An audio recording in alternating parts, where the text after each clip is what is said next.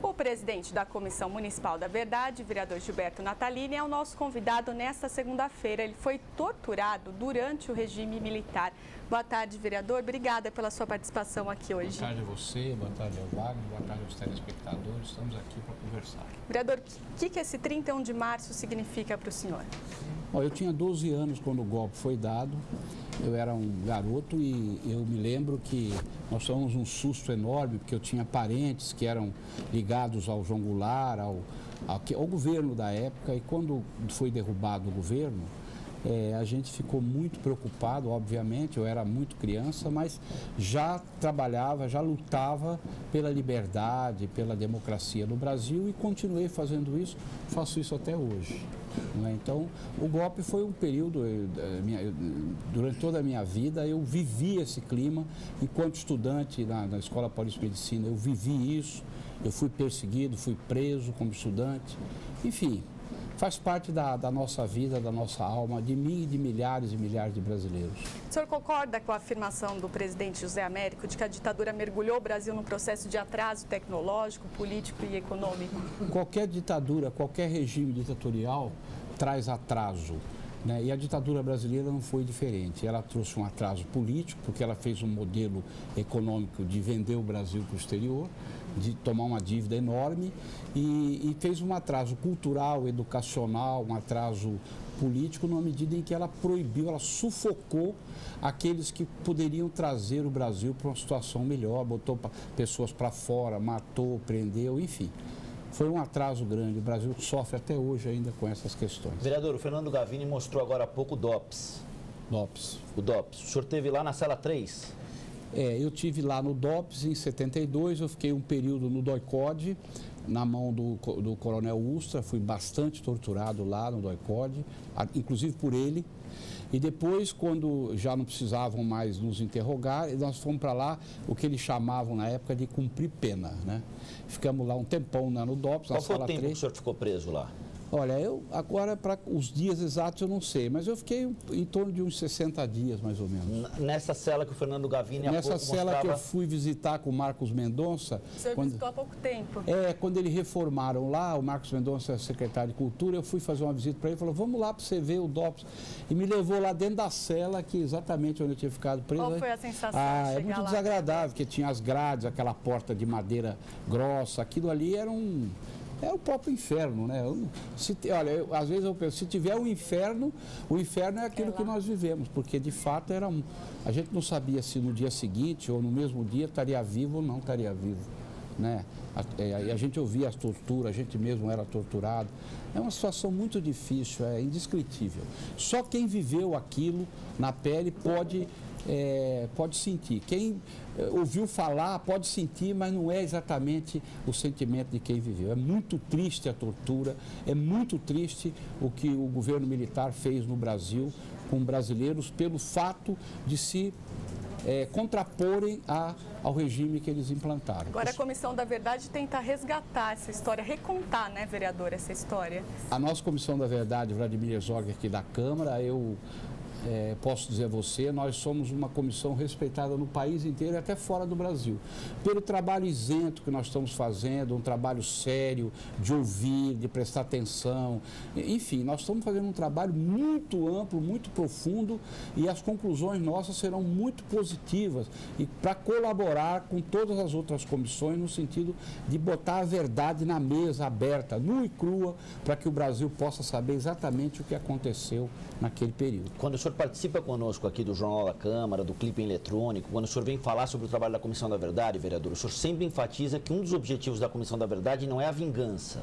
Né? O senhor sempre diz isso aqui pra gente, pra mim, pra Adriano, o senhor já disse isso algumas vezes. 50 anos depois, e aí nós não estamos falando com o vereador Gilberto Natalini, nós estamos falando com o ser humano Gilberto Natalini, com o cidadão Gilberto Natalini. O senhor guarda mágoa, ressentimento, qual é a sensação que move o senhor no sentido de tudo aquilo que o senhor enfrentou? Olha, eu vou dizer para você, eu não tenho o mínimo de sentimento de vingança. O sentimento que eu tenho é um sentimento da busca da verdade, é um sentimento de levantar a memória, cultivar essa memória que não pode ser apagada e, obviamente, como todos os brasileiros conscientes do que aconteceu, um sentimento que a gente busca é a questão da justiça. Não é? Porque uma coisa é você ter uma guerra de rua, tiro para lá, tiro para cá, mata-se daqui, mata-se de lá, duas facções políticas guerreando na rua. Esse é um aspecto, porque quem vai para uma guerra sabe que pode matar ou pode morrer. Outra coisa é o governo brasileiro prender, desarmar, algemar, levar para dentro do doicode ou do DOPS e bater até matar.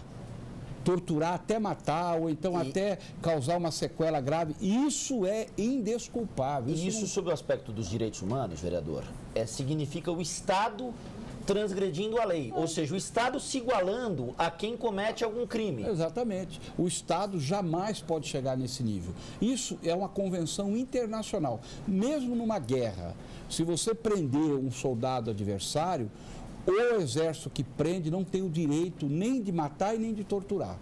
Isso é a convenção de guerra. Agora, foi interessante, a entrevista com o vereador Zé Américo hoje cedo, Adriana, o vereador falou que os militares brasileiros já vinham há 10 anos, desde 1954, investindo em técnicas aprimoradas de obtenção de informações, que é o eufemismo do governo Bush para tortura, Guantánamo, Bagram, Abu Ghraib. O senhor sentiu na pele esse... É lógico, eu fui torturado dias e dias seguidos. Com choque, com pancada, com todo tipo de maltrato. Ou colegas que foram presos comigo e outros presos políticos que estavam lá, inclusive gente que morreu lá, como o Benetazo morreu, nós ouvimos ele gritar a noite inteira e no dia seguinte nós vimos e ouvimos os carcereiros arrastando ele morto, ensanguentado, deixando um rastro de sangue pelo chão no doicode. Então, esse tipo de atitude, quer dizer, às vezes pessoas que têm um pensamento mais conservador, mais à direita, dizem, não, mas isso aí era guerra, tinha... Não, na guerra você mata e você morre em combate. Mas eu repito, prender, desarmar, algemar, levar, bater até matar, isso não é coisa de guerreiro. Isso não é coisa que... O Exército Brasileiro, se eu fosse o comandante do Exército hoje, eu reuniria os oficiais do Brasil, das Forças Armadas, e pediria desculpa ao país. Não é vergonha nenhuma para o Exército Brasileiro, não é vergonha nenhuma. Desculpa ao povo brasileiro pelos desvios de conduta que nós tivemos, manchando a farda das nossas Forças Armadas com sangue de pessoas, mesmo que fossem opositores, mesmo que fossem pessoas que tivessem partido para um enfrentamento mais forte.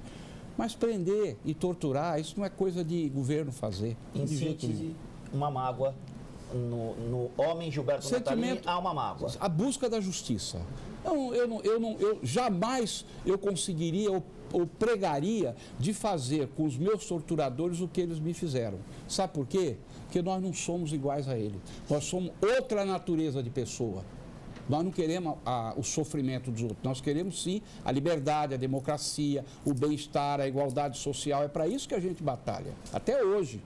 A luta não acabou até hoje, porque esses problemas gravíssimos de outra ordem existem no nosso país que precisam ser superados. Até hoje a gente batalha, dia e noite na mesma batalha, há exatamente 50 anos. É isso que eu faço até hoje. Vereador, qual é a sua opinião sobre essa pesquisa Datafolha que mostra que as pessoas querem a revisão da lei da anistia? Eu acho que se explicar para o povo brasileiro exatamente o que está acontecendo, o povo brasileiro não vai ser a metade, vai ser 80%, 90% vão querer que se faça justiça, não é?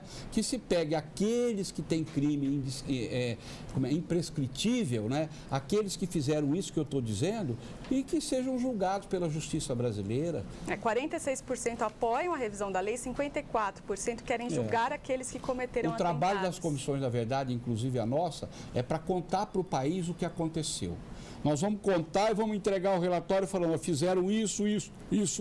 E aí o povo que vai se organizar e vai ver a maneira que vai encaminhar isso. Valeu, vereador. Muito obrigado pela sua presença aqui. Uma data histórica, sofrida. Se você me permite, eu queria convidar vocês todos e todos que estão nos assistindo amanhã, que é o dia 1º, que é o dia exato do golpe, nós vamos fazer uma audiência da Comissão da Verdade aqui, ouvindo presidente da UNE e o vice-presidente da UNE da época de 64. Puseram fogo na UNE, uns foram expulsos, outros foram... Então, estará aqui o Serra e o jornalista Duarte Pereira, que virão aqui dar um depoimento pessoal do que eles viveram enquanto estudantes e dirigentes da UNE. A partir de que horas, vereador? 12 horas aqui no plenário dos vereadores, a Comissão da Verdade vai fazer essa audiência. E amanhã à tarde, é bom lembrar, a TV Câmara transmite o documentário Jango, um documento histórico de crucial importância para o entendimento das forças e da mobilização militar que impediu institucionalmente que o ex-presidente João Goulart permanecesse no poder. Muito bem. Né? Estamos trabalhando. Vamos lá, vereador. Muitíssimo obrigado.